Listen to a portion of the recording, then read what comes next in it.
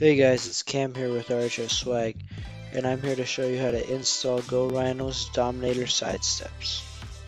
So step one with any install is the unboxing, and I sped the video up a lot just to show how slow Jim goes when he unboxes anything.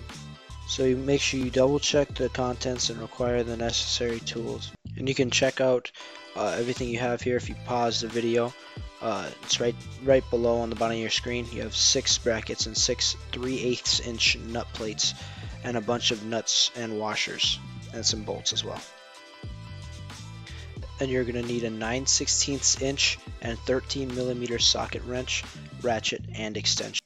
And here's another sped up video of Jim unboxing the running boards themselves.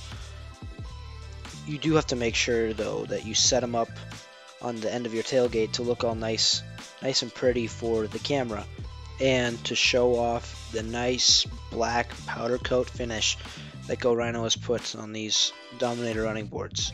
There are just a few more shots of these running boards and how gorgeous they are, so don't worry, we'll get to the next step soon, real soon. And that real soon has come.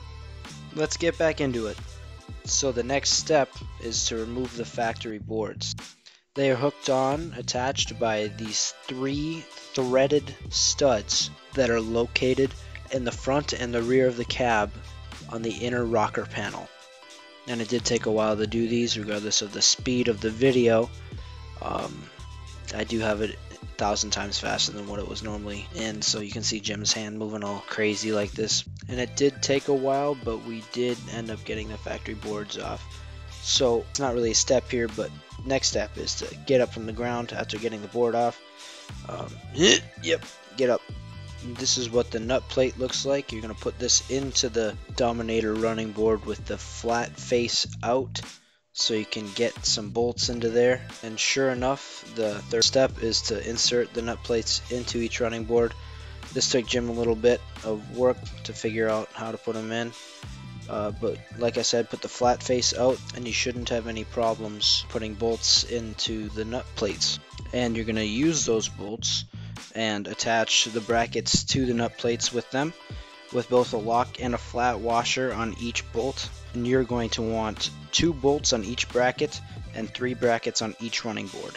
I should also mention that you're using a 3/8 inch lock and flat washer on the bolts.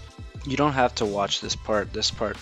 It does take a while for him to figure out how to do it and to get it all lined up correctly, because we didn't put it on the truck first because that part took too long. We tried that on the first running board, so we're showing you what we did on the second running board just to show you that it's easier to put the brackets on the running board before you put the running board on the truck, and not the opposite way.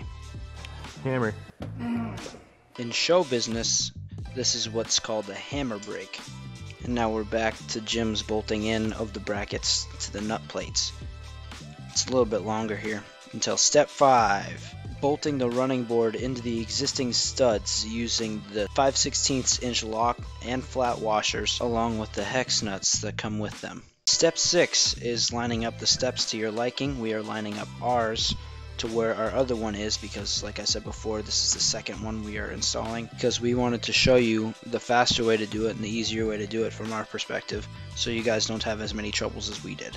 And now you're going to finish tightening up all the bolts that are attached to both your running board and your vehicle. Make sure everything's super tight so that nothing comes loose or your running board doesn't break mid-drive. And Jim's hands are moving still in 10 times the speed of the normal video, and now he's almost done tightening up the rest of the bolts. Make sure when you're finished you get up slowly so you don't hurt yourself like Jim here. He didn't hurt himself, he got up slowly, so he didn't. That's how you're supposed to do it, nice and slow. Make sure you reach back for your sunglasses because they fell off your hat. Make sure you watch him. Yep, there he is. Here's what the bracket should look like with the 3 threaded studs in there and then the 2 bolted onto the running board. Next step is to enjoy your new running boards. I know we love them over at RHRSwag. Now you can love them too. Go over to our website at RHRSwag.com and enjoy your new Go Rhino Dominator sidestep / running board. We're just going to bask in the glory of this beautiful thing over here. Just going to stare at it for a little bit from the passenger side. We're going to go from the front over here. Please remember to like and subscribe.